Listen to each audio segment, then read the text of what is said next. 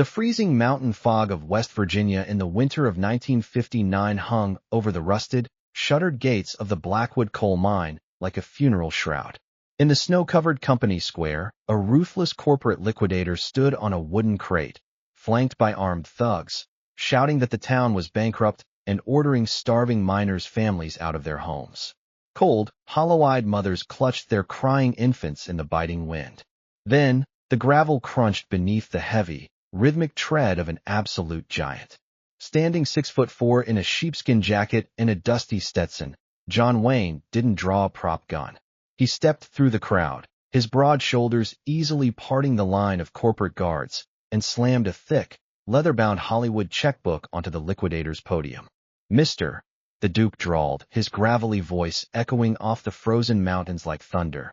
"These men spent 20 years breathing coal dust to light up this country.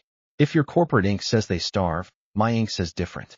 I'm writing checks until every stomach in this valley is full, and if your boys touch one more door, they'll find out how hard my knuckles are." The snow had been falling for 3 days straight over Blackwood Valley, each flake adding another layer to the thick blanket of white that covered the skeletal remains of what had once been a thriving coal town.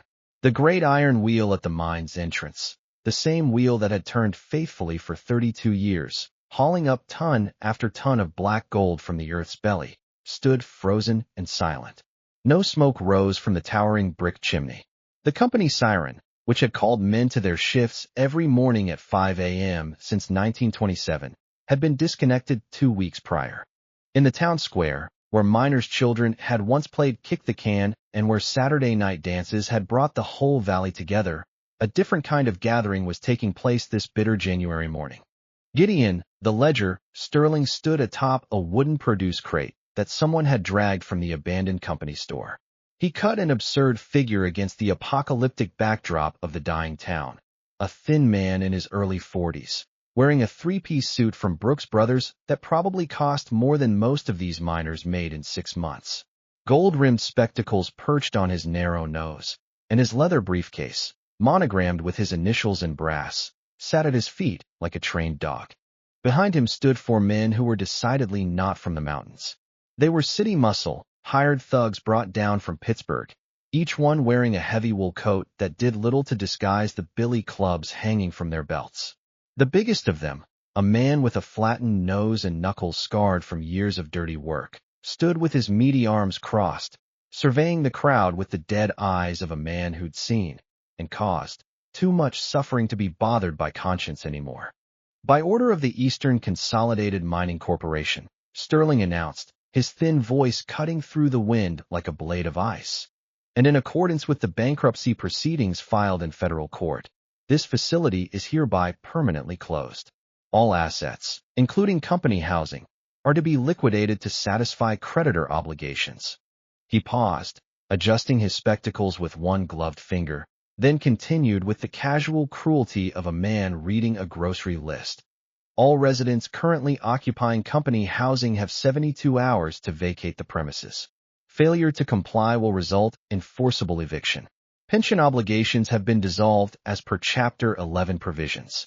Medical benefits are terminated effective immediately. The crowd, maybe 60 people, mostly women and children, with a handful of older men who'd given their youth and health to the mines, stood in stunned silence. They'd known this was coming, had felt it in their bones like miners feel a cave-in before it happens, but hearing the words spoken aloud in that cold, bureaucratic voice made it terrifyingly real. Near the front of the crowd, Maeve O'Connor held her 2 children close against her body, trying to shield them from the wind that whipped down from the mountains. At 32, she looked a decade older, her face lined with the kind of worry that comes from burying a husband in a mine collapse, and then spending 2 years stretching every penny until it screamed. Her daughter, Lucy, was 7, her son, Thomas, just 5. Both children wore coats that had been patched so many times they were more patch than original fabric. "Please," Maeve's voice cracked as she stepped forward, one hand still gripping her children. "Please, Mr. Sterling. It's the dead of winter. My children, where are we supposed to go? My husband died in that mine 2 years ago. He gave everything to." "Your personal tragedies are not the corporation's concern, Mrs. O'Connor," Sterling interrupted, his voice carrying no more emotion than if he'd been discussing the weather. Your husband's death was investigated and ruled accidental. Eastern Consolidated owes you nothing beyond what was paid at the time. You'll need to make your own arrangements. One of the thugs, the big one with the flattened nose, stepped forward. Lady, you're wasting everyone's time. Move along. Maeve's voice rose in desperation. But we have nowhere. The thug's patience, already paper-thin, evaporated entirely. He grabbed the threadbare blanket that Maeve had wrapped around her shoulders, a blanket her mother had made, the last thing she owned with any sentimental value, and yanked it away with such force that Maeve stumbled backward into the snow. She fell hard, her hip striking the frozen ground, her children crying out in alarm. Thomas started to wail, his small voice lost in the wind. That's when Silas, Iron Lung, Thorne moved. At 52, Silas had spent 31 years underground, the last 15 as foreman. He'd supervised the drilling crews, made sure the timber supports were sound, and brought more than one injured man up from the depths when everyone else had given up hope. But those years had cost him dearly. Black lung disease had turned his once powerful lungs into something that rattled and wheezed with every breath. He couldn't walk 20 yards without stopping to cough, violent, racking coughs that brought up black phlegm and sometimes blood. But he could still stand, and he could still move when a woman was pushed into the snow in front of her children. Silas stepped forward, his work-scarred hands balled into fists, his breath coming in short, wheezing gasps. You don't push women, he managed to say between coughs. Not while I'm still breathing. The thug with the flattened nose grinned, a smile devoid of humor or humanity. That can be arranged, old man. He pulled the billy club from his belt, a 2-foot length of hardwood that had cracked more than a few skulls in Pittsburgh back alleys. He raised it high, preparing to bring it down on Silas's chest. The old foreman didn't flinch. He'd faced cave-ins and gas explosions and the constant threat of death every day for 3 decades. A hired thug with a club didn't scare him. If this was how he went out, defending a woman's dignity, then it was a damn sight better than drowning in his own lungs. The club started its downward arc, and then a hand, a massive, work-roughened hand that looked like it had been carved from granite, shot out of the crowd and caught the thug's wrist in mid-swing. The crack of bone was audible even over the wind. The thug screamed, the club falling from his suddenly nerveless fingers, and dropped to his knees in the snow, cradling his broken wrist. The other 3 thugs spun around, reaching for their clubs, their bodies tensing for violence. And then they saw who had broken their colleague's wrist, and they froze. John Wayne stepped fully into the open space that had formed in the center of the square, his 6'4" frame seeming even larger in the heavy sheepskin jacket he wore. The famous Stetson was pulled low over his eyes, dusted with snow, and his jaw was set in that unmistakable line that every moviegoer in America would recognize, the look that said someone had crossed a line they shouldn't have crossed, and now there would be a reckoning. He moved with that distinctive rolling gait, the one that made him look like he was walking the deck of a ship even on solid ground, and positioned himself between the thugs and Maeve O'Connor, who was still on the ground with her children. He didn't help her up, not yet. First, he needed to make sure no one else was going to swing a club at an unarmed woman. The Duke slowly, deliberately removed his left glove, tucking it into his coat pocket with the same careful precision with which he'd loaded rifles in 100 westerns. His eyes, those piercing eyes that could convey more with a glance than most men could with a speech, swept across the 4 thugs, then settled on Gideon Sterling, who had gone pale on his wooden crate podium. Mr. Sterling, is it?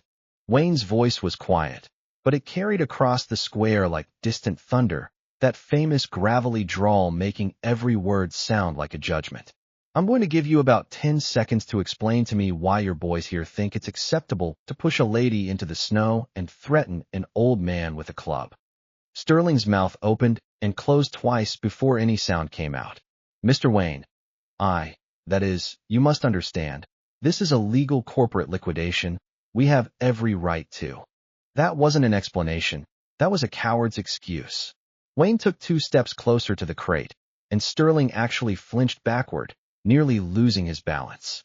See, where I come from, when a man sees a woman get knocked down, he helps her up. He doesn't have his hired muscle wave weapons around. And he sure as hell doesn't try to hide behind words like legal and corporation when he knows damn well what he's doing is wrong.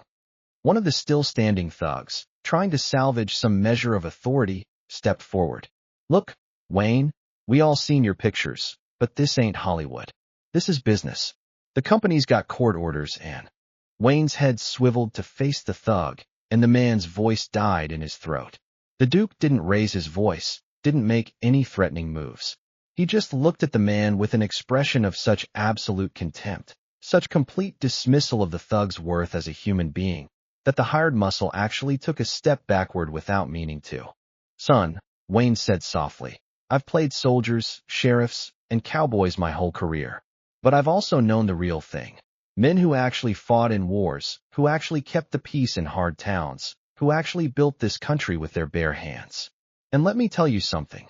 Those men, every single one of them, would sooner cut off their own arm than push a woman in the snow." He paused, letting that sink in. "So when you stand there and try to justify what just happened by calling it business, all you're doing is proving that you're not fit to shine the boots of the men you're tormenting." Wayne turned back to Sterling. "Now here's how this is going to work. You and your boys are going to stand there and keep your mouth shut. And I'm going to find out exactly what's owed and to whom." Sterling found his voice again, though it trembled. "Mr. Wayne, with all due respect, this is a corporate matter. The bankruptcy proceedings are. Mister, when you push a lady into the freezing snow and starve kids, you lose the right to use the word legal around me." The Duke's jaw tightened, and suddenly he looked less like a movie star and more like what he'd played in so many films. A man capable of terrible violence when pushed too far, held in check only by an iron sense of honor. "Get your boys back, or I'll clear this square using my own set of rules." For a long moment, the only sound was the wind whistling through the skeletal frames of the dormant mining equipment and Silas Thorne's labored breathing. Then Sterling, with whatever small portion of survival instinct he possessed, gestured sharply to his thugs. "Stand down. All of you. Stand down." Only then did Wayne turn to Maeve O'Connor. He bent down, actually went down on one knee in the snow, ruining his expensive trousers, and offered her his hand. When she took it, still trembling with shock and cold, he lifted her to her feet as gently as if she were made of porcelain, then retrieved her blanket from where it had fallen and draped it carefully back over her shoulders. "Are you hurt, ma'am?" His voice, so hard and cold when addressing Sterling, had gone soft and gentle. Maeve shook her head, tears streaming down her face, unable to find words. Wayne tipped his hat to her, then turned to face the crowd. His eyes found Silas Thorne, still standing straight despite the obvious pain in his chest, despite the wheezing breaths. The Duke recognized something in the old foreman's bearing, the stance of a man who'd led other men, who'd shouldered responsibility and never set it down even when it broke him. "You the foreman here?" Wayne asked. Silas nodded, not trusting his voice. "What's your name, sir?" "Thorne. Silas Thorne." Wayne offered his hand, and Silas took it. The handshake of two men who understood what it meant to carry weight others couldn't see. "Mr. Thorne, I need you to do something for me. I need you to gather every family in this town that's owed wages, that's being evicted, that's got medical bills or children that need feeding. Get them all together. Can you do that?" Silas's eyes narrowed, not quite understanding, but sensing something profound in the air. "Where?" Wayne looked around the desolate square, his gaze settling on the small white church at the far end of town, the only building that wasn't owned by the mining company, the only structure in Blackwood Valley that had been built by the townspeople themselves, with their own hands and their own money. "The church," Wayne said. "Get everyone to the church. I'll meet you there in 1 hour." He turned back to face Sterling, who was still perched nervously on his crate, looking like he desperately wanted to flee but didn't dare move. 1 hour, Mr. Sterling. Then we're going to settle up what's really owed in this valley. And I promise you, my accounting is going to be very, very different from yours." The Church of Blackwood Valley had been built in 1923 by the miners themselves, working on Sundays and holidays, the only structure in town not owned by the company. It was a simple building, white clapboard siding, a modest bell tower, rough-hewn pews that bore the marks of the tools that had shaped them. But it had been built with pride, and that pride still showed in every carefully squared corner, every window frame that hung true despite 3 decades of mountain weather. By the time John Wayne pushed through the front door, The interior was packed. Every pew was filled, and more people stood along the walls. Silas Thorne had done his work well. In less than an hour, he'd spread word through the entire valley, knocking on doors, making phone calls to the few houses that had telephones, even sending his grandson running to the homes furthest up the mountain roads. The church's single cast-iron stove, which typically heated the building for Sunday services, glowed red-hot, fed by the last of the town's communal coal supply. It barely made a dent in the cold, but it was enough to keep the pipes from freezing and to give the children something warm to stand near. Wayne entered alone. He'd sent his assistant, a young man from his production office who'd been traveling with him, back to the car to make phone calls and arrangements. What was about to happen needed to happen without Hollywood handlers or studio accountants looking over his shoulder. The Duke removed his hat as he stepped inside, a gesture of respect for both the building and the people gathered there. His sheepskin jacket came off next, revealing a simple flannel shirt and work pants, clothes he'd been wearing for the drive through West Virginia, comfortable clothes, the kind real men wore when they had real work to do. He walked slowly down the center aisle, his boot heels echoing on the wooden floor, and every eye in the church followed him. These people had seen his movies, of course, even in a dying coal town. Even when you could barely afford flour and cornmeal, you could occasionally scrape together 15 cents for a Saturday matinee. They'd watched him ride across Monument Valley, watched him face down outlaws and lead cavalry charges and defend the Alamo. But seeing him in person, in their church, standing between them and disaster, that was different. That made him real in a way that silver screen images never could. Wayne reached the front of the church and turned to face the crowd. He didn't speak immediately. Instead, he took a long moment to look at them. Really look at them. The women holding children, the old men whose faces bore the permanent gray tint of coal dust that no amount of washing could remove, the young families who'd believed they had futures here. "Folks," he began, his voice filling the small church without effort. "My name's John Wayne, but I expect you already know that. What you might not know is that I was born Marion Morrison in a small town in Iowa, and my father was a pharmacist who failed at business and had to move us out west looking for work. So I know what it's like when the money runs out and you're not sure where the next meal is coming from." He paused, his jaw working as he chose his next words carefully. "I make moving pictures for a living. I play heroes, sheriffs and soldiers and cowboys. But I've always known the difference between what I do and what real men do. Real men don't have scriptwriters telling them what to say or stunt coordinators making sure they don't get hurt. Real men go down into the earth every day, breathing coal dust and rock dust, never knowing if they're going to see sunlight again, doing it so the rest of us can have electricity and heat and industry." Silas Thorne sat in the front pew, his breathing still labored, his face drawn with pain. But his eyes were locked on Wayne with an intensity that suggested he understood exactly where this was going. "Now," Wayne continued, "I just had a conversation with Mr. Sterling and his associates out in the square. And Mr. Sterling explained to me, in great detail, about bankruptcy proceedings and creditor obligations and legal this and corporate that. He used a lot of fancy words that probably sound real impressive in a New York boardroom." The Duke's expression hardened. But what Mr. Sterling didn't explain, what he couldn't explain, is how any of that legal language justifies leaving families in the snow without homes or food or medicine. Because there is no explanation. There's just greed dressed up in a suit and tie, trying to pass itself off as proper business. From his pocket, Wayne withdrew a leather-bound checkbook, not the standard 3 checks to a page variety from a local bank, but a thick, custom-made ledger embossed with the seal of California Federal Trust, his Hollywood bank. The pages inside were oversized, designed for substantial transactions, and each check bore his name printed in dignified capital letters, John Wayne. He'd carried this checkbook with him on this trip because he'd been planning to make payments on equipment for his next picture, The Alamo, which he was going to direct and produce himself. The movie was going to cost more than any Western in history, and every penny mattered. But as he stood there in that cold church, looking at the faces of people who needed help not next month or next year, but right now, the budget concerns of a movie seemed very small indeed. "Mr. Thorne," Wayne said, "I understand you kept the company's employment records." Silas nodded. "I've got them at my house. Names, wages, hours worked, medical claims filed. Could you send someone to fetch them?" Within minutes, Silas's grandson returned with a battered leather satchel containing 3 years' worth of handwritten ledgers. Silas had kept meticulous records, every miner's name, every shift worked, every injury, every promise the company had made regarding pensions and medical coverage. Wayne gestured to the small table at the front of the church, the one typically used for communion. Let's set up here. What followed was something none of the people in that church would ever forget, a scene that would be retold in Blackwood Valley for generations until it passed into legend. John Wayne sat down at that table, his large frame making the simple wooden chair look like toy furniture. He opened Silas's ledgers, positioning them on one side.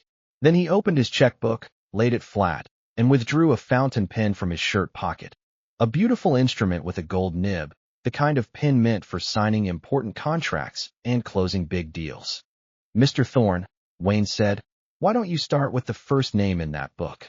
Silas's hands trembled slightly as he opened the oldest ledger. His voice cracked as he read, "Anderson, Robert, and Elizabeth. 3 children. Bob worked in the mine 22 years before the collapse last spring took him. Company still owes 17 weeks of back wages at $12 a week. Medical benefits terminated despite written promise of lifetime coverage. Children's school fund. Company contributed $2 per child per month as per contract. Discontinued without payment." Wayne did the math in his head, his lips moving slightly. Then he began to write, the fountain pen making soft scratching sounds against the check paper. When he finished, he tore the check carefully from the book and looked up. "Elizabeth Anderson," he called out. A woman in her 40s stood up from a pew near the back, one hand clutching the shoulder of her youngest son. She was bone-thin, her dress clean but patched in a dozen places, her eyes red-rimmed from crying, from hunger, from exhaustion. She made her way to the front of the church, walking like someone expecting bad news, like someone who'd learned to brace herself for disappointment. Wayne stood as she approached, a gesture of respect, treating her like a lady in a grand ballroom rather than a widow in a dying coal town. He handed her the check, and when she looked at it, her knees buckled. Her hand flew to her mouth. The check was for $850, every penny owed, plus 6 months of living expenses calculated at what Wayne figured a family of 4 needed to survive. In 1959, it was more money than Elizabeth Anderson had seen at one time in her entire life. "But we can't," she stammered. Wayne gently closed her fingers around the check. "Ma'am, your husband spent 22 years underground making sure people like me could have the lights on in our fancy houses. This isn't charity. This is back pay from an American citizen who knows that the country your husband built beneath the ground is the reason we're free on top of it." He paused, his voice dropping lower, more intimate, the voice he used in his films for the emotional moments. "You take that check, you cash it tomorrow at First National in Charleston. I've already telephoned them. They'll honor it immediately, and you feed those children. You hear me? You buy them warm coats and good shoes and all the food they can eat. And you hold your head high, because you've earned every cent of it 10 times over." Elizabeth Anderson couldn't speak. Tears poured down her face as she nodded, clutching the check like it was a life preserver thrown to a drowning woman. Because that's exactly what it was. Wayne waited until she'd returned to her seat before sitting back down. "Next name, Mr. Thorne. Brackett, James and Margaret," Silas read, his voice stronger now, beginning to understand the magnitude of what was happening. "Jim's still with us but can't work. Crushed vertebrae from a timber collapse in '57. Company medical ran out after 6 months despite contractual promise of coverage until recovery or death. 3 children, youngest is 6. Back wages owed, $94 and change. Promised pension, never received. Medical bills outstanding. Over $2,000 at Charleston General Hospital." Wayne's pen moved again. Another check, this one for $3,000, enough to cover the medical bills and provide living expenses for a year. James Brackett came forward on homemade crutches, a man not yet 40, but moving like he was twice that age.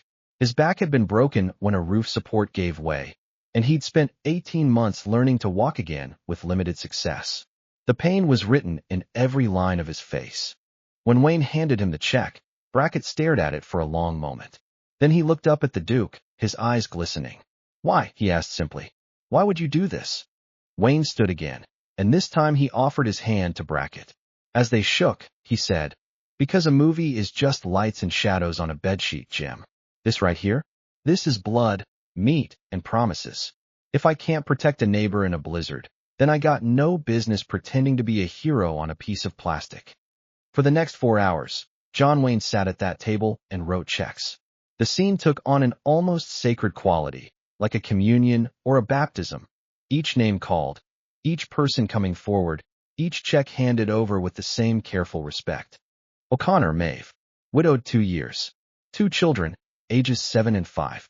Husband died in the collapse that killed 17 men in December '57. Company paid burial expenses only. Refused pension claiming insufficient years of service despite 19 years in the mines. Medical benefits for children, terminated. Housing, eviction notice received this morning. Wayne wrote a check for $4,000. When Maeve came forward, the same woman he'd helped out of the snow that morning, he stood and actually removed his hat again, holding it against his chest as he handed her the check. "Mrs. O'Connor, I saw how you protected your children this morning. I saw the strength in you. This money isn't going to bring your husband back, and I wouldn't insult you by pretending it could. But it'll put a roof over your heads and food on your table and clothes on those children's backs.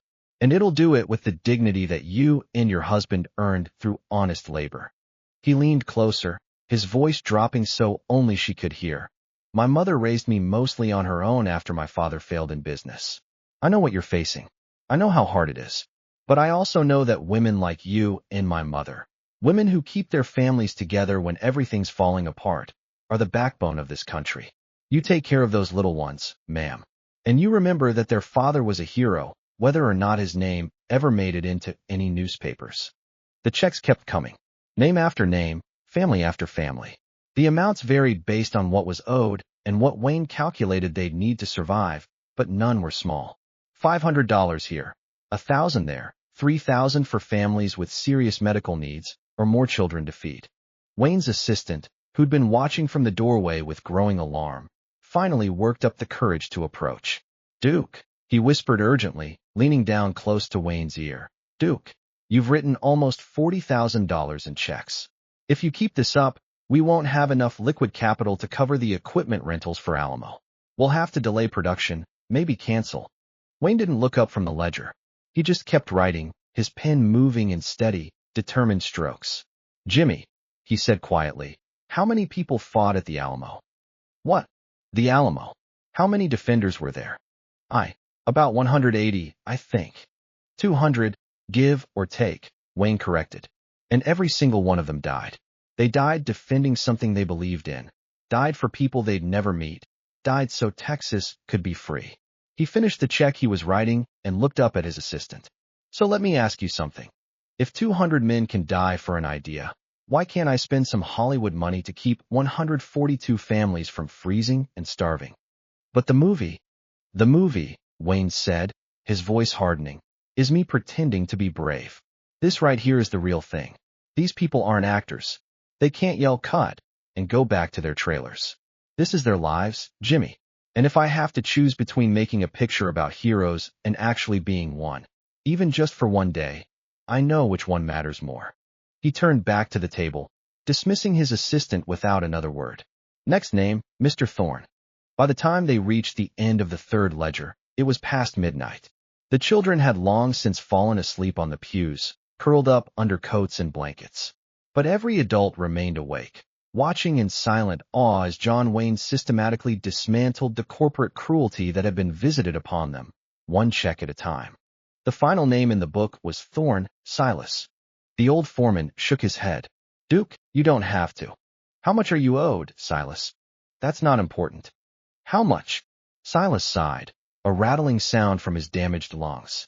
15 years as foreman. They promised an additional $2 per week in pension contribution. Never received. Back wages from the last 3 months, about $300. Medical bills from the hospital in Charleston, $6,000 and change. They say if I can get to specialists in Baltimore, maybe they can help with the breathing, but that'd be another 5 or 6,000, plus travel, plus. Wayne held up a hand, silencing him. Then he wrote a check for $15,000. When he handed it to Silas, the old foreman just stared at it, his calloused, coal-stained hands trembling. I can't accept this. You can and you will. Wayne's voice was gentle but firm. Silas, you led men underground for 15 years. You kept them safe, made sure they came home to their families. You carried responsibility that would crush most men, and you never put it down even when it was killing you. That kind of leadership, that kind of courage, it's worth more than any check I could write. But since I can't give you back your lungs or those years of your life, I can at least make sure you see those specialists in Baltimore and have enough left over to live with some dignity. Silas's eyes brimmed with tears. In 31 years in the mines, through cave-ins and explosions and the slow death of black lung disease, he'd never cried. But now, faced with simple human decency after months of corporate cruelty, the old foreman broke down. He gripped Wayne's hand with surprising strength and whispered 2 words, "Thank you." Wayne stood, his knees creaking slightly from sitting so long, and addressed the full church. That's everyone in the book. But if I've missed anyone, if there's a family that needs help and didn't get counted, you find Mr. Thorne tomorrow, and we'll get it straightened out. Not one person in this valley is going to go without, because some corporation decided coal wasn't profitable enough this quarter. He closed his checkbook, its remaining pages noticeably thinner than when he'd started, and tucked it back into his jacket pocket. The total he'd written that night exceeded $67,000, more than enough to buy several houses in Los Angeles, enough to finance a small film, enough to change the trajectory of an entire town. From her pew, Maeve O'Connor stood up, still holding the check he'd given her hours earlier. Her voice was soft but clear. "Mr. Wayne, we don't know how to repay you." The Duke looked at her, and for a moment the mask of the tough Hollywood hero slipped, and something more vulnerable showed through, a genuine warmth, a real connection to these people and their suffering. "Ma'am, you don't repay it. You take care of your babies. You build them a life. And maybe, when they're grown and they have children of their own, you tell them the story of how their grandfather died working hard and honest, and how a whole valley of people refused to let that sacrifice mean nothing." He picked up his hat and jacket. "It's late, and these children need real beds. Everyone head on home. Keep warm. And tomorrow morning, you start figuring out what comes next, because this valley might be done with coal, but it's not done with life."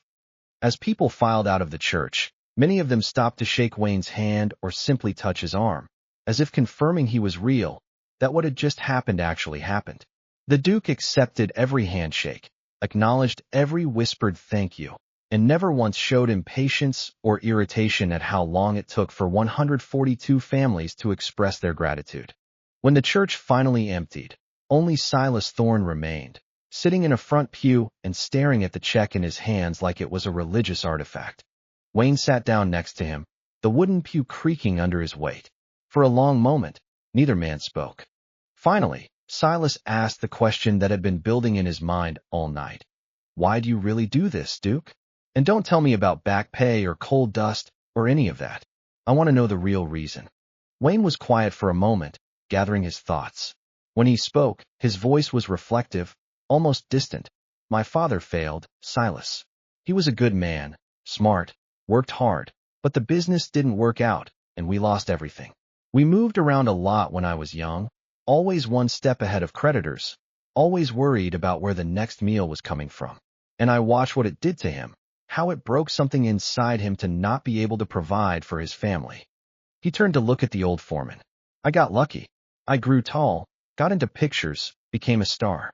But I never forgot what it felt like to be the kid whose father failed, to watch your old man's pride get ground into dust because the system broke him instead of building him up.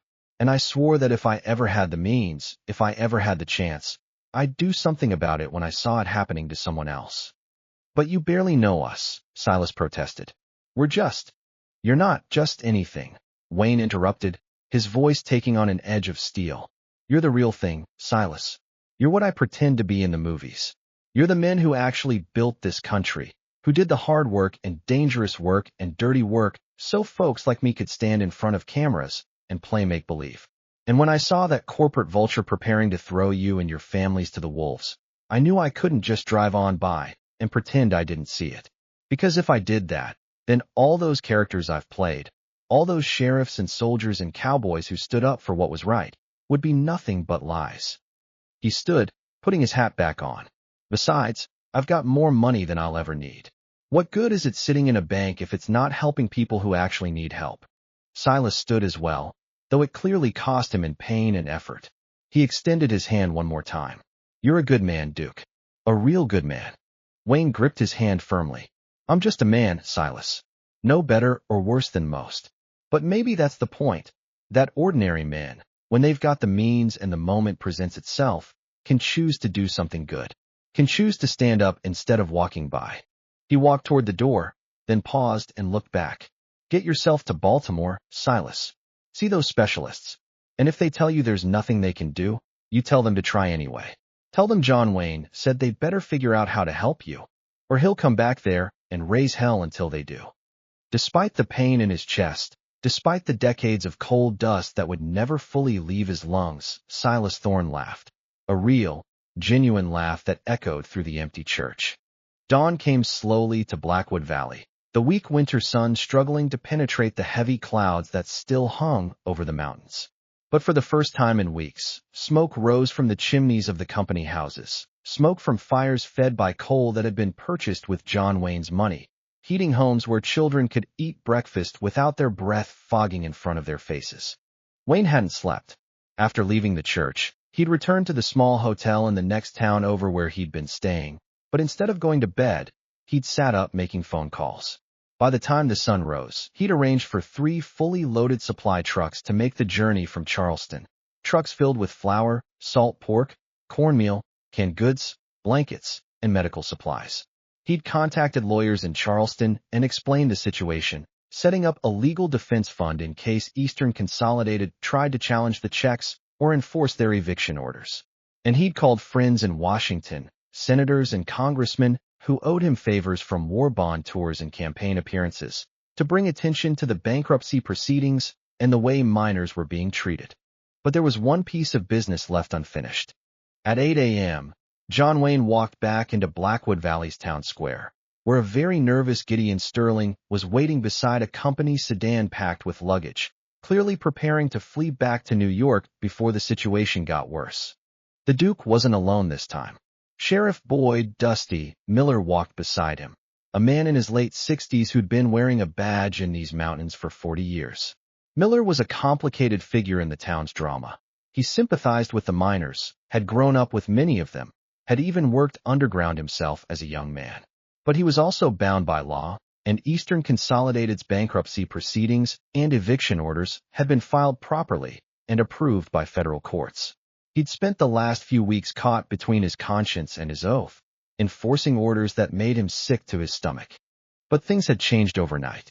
John Wayne's checks, now being deposited in banks throughout the region, had done something remarkable. They'd invalidated the company's legal position. You couldn't evict someone for non-payment of rent if that rent had been paid.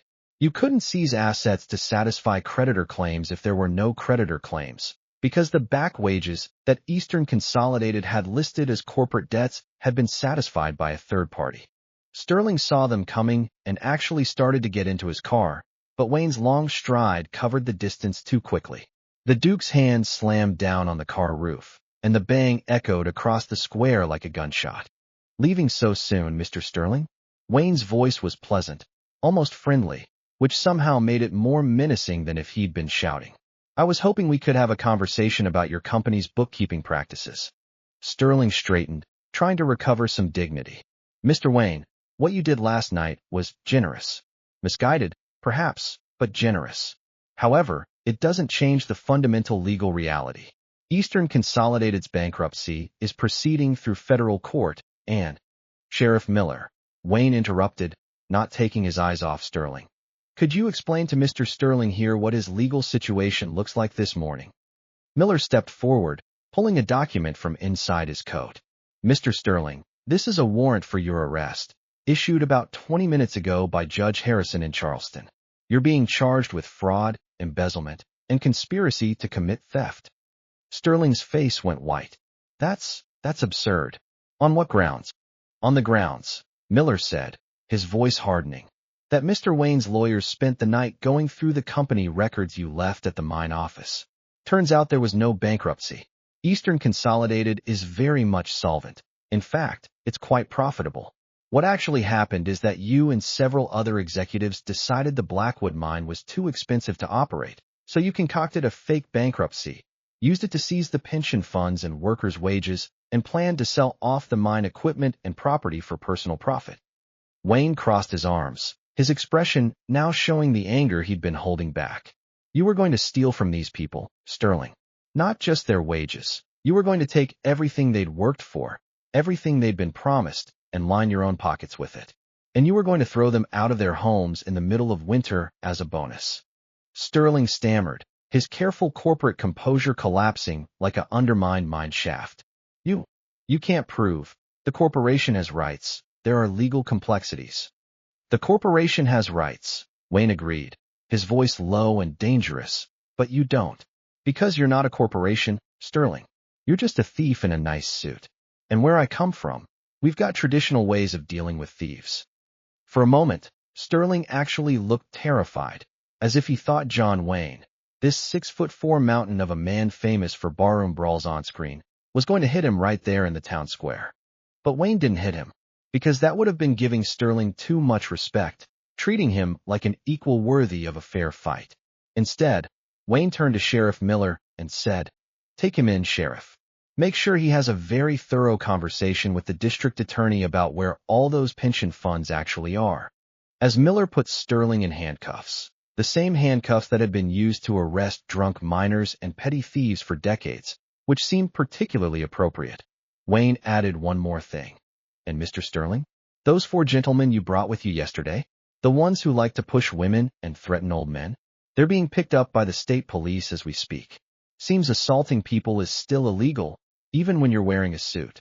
Sterling was loaded into Miller's police car, still protesting, still trying to cite corporate law and bankruptcy codes, as if they were magic spells that could protect him from consequences. As the police car drove away, heading toward Charleston and what would eventually become a highly publicized trial resulting in significant prison time for Sterling and his co-conspirators, Wayne stood in the town square and looked around at the valley one more time. The mine was still closed. That was reality. The coal deposits were nearly exhausted, and even if they weren't, the industry was changing, and small independent operations like Blackwood were becoming economically unviable. The town, as it had existed for 3 decades, was dying. But the people would survive. They had money now, enough to relocate, to retrain, to start over somewhere else. The children would be fed. The sick would get medical care. The families would stay together. And they would remember. They would remember the winter when a Hollywood actor drove through their town and decided that human beings mattered more than corporate profits, that promises made to working people were sacred obligations, that stealing from the powerless was still theft no matter how many lawyers approved it. Silas Thorne came out of his house and walked over to where Wayne stood. The old foreman moved slowly, each breath still painful, but there was something different about him this morning, a lightness, a sense of hope that hadn't been there in months. "Trucks arrived about an hour ago," Silas reported. "Food, blankets, everything you promised. People are crying, Duke. Grown men who faced down cave-ins and explosions, crying because they can feed their children." Wayne nodded but said nothing. "You really think we'll be okay?" Silas asked. "Long term, I think," Wayne said slowly, choosing his words with care, "that you're going to face hard times ahead. This town is probably going to empty out over the next few years as people find work elsewhere. Some will go to Charleston or Pittsburgh, some will head further west, some might even end up in California. But you'll survive, because you're strong enough, and now you've got the resources to do it with dignity instead of desperation." He turned to face Silas directly. "And I think that 30 years from now, when your grandchildren ask you about what it was like in the mines, you're going to tell them the truth, that it was hard, dangerous work, that it broke men's bodies and shortened their lives, but that it mattered, that the coal you pulled from the ground lit up cities and powered factories and helped build the greatest country in the world, and that when the corporations tried to throw you away like used equipment, there were still people who remembered that working men deserve respect." Maeve O'Connor emerged from her house with her 2 children, both of them wearing new coats, the first item she'd purchased with Wayne's check, even before buying food, because she couldn't stand to see them shivering anymore. She walked over to where the 2 men stood and cleared her throat nervously. Mr. Wayne, I know you need to be going. I know you have your own life to get back to. But I wanted to say, she paused, struggling to find words adequate to the moment. I wanted to say that my children will know your name. They'll grow up hearing about what you did. And if they ever have children of their own, those children will hear it too. You'll be part of our family's story forever. Wayne removed his hat, that gesture of respect for women that was as natural to him as breathing. Ma'am, you don't need to thank me. You just need to take care of those little ones and remember that their father was a hero. That's all the thanks I need. He knelt down so he was at eye level with Lucy and Thomas. You two be good for your mother here. Study hard in school, grow up strong, and remember that honest work is nothing to be ashamed of, whether it's in a mine or a factory or an office or anywhere else. Your dad gave everything to do honest work, and that makes him worth more than 1,000 men in suits who never got their hands dirty. Then he stood, put his hat back on, and offered his hand to Silas one final time. Take care of yourself, Iron Lung. Get to Baltimore. Let those doctors do what they can. And if you ever make it out to California, you look me up. I'll show you around the studio, introduce you to some real cowboys. Silas gripped his hand. You ever need anything, Duke, anything at all, you just say the word. There's 142 families in this valley that owe you everything. You don't owe me anything, Wayne corrected gently. I was just the guy who had the means to do what should have been done all along. The way I see it, this country owes you, all of you, for the years you spent underground. I just made a small down payment on that debt. He walked toward his car, that distinctive rolling gait carrying him across the square one last time. Before getting in, he turned back and raised his voice so the small crowd that had gathered could hear him. One more thing, folks. You're going to hear people say that what happened here was charity, or Hollywood generosity, or some kind of publicity stunt. Don't believe it. What happened here was justice. It was paying what was owed to people who earned every cent through blood and sweat and years of their lives. You hold your heads high, and you don't let anyone make you feel like you took a handout. You understand me. There was a chorus of, yes, sir, and we understand from the crowd. Good. Wayne tipped his hat one final time, then climbed into his car.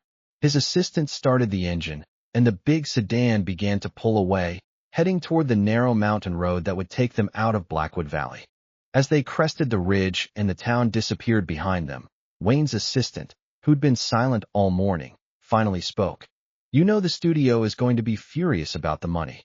They're already calling it financial irresponsibility. They're saying it proves you're not ready to produce your own pictures.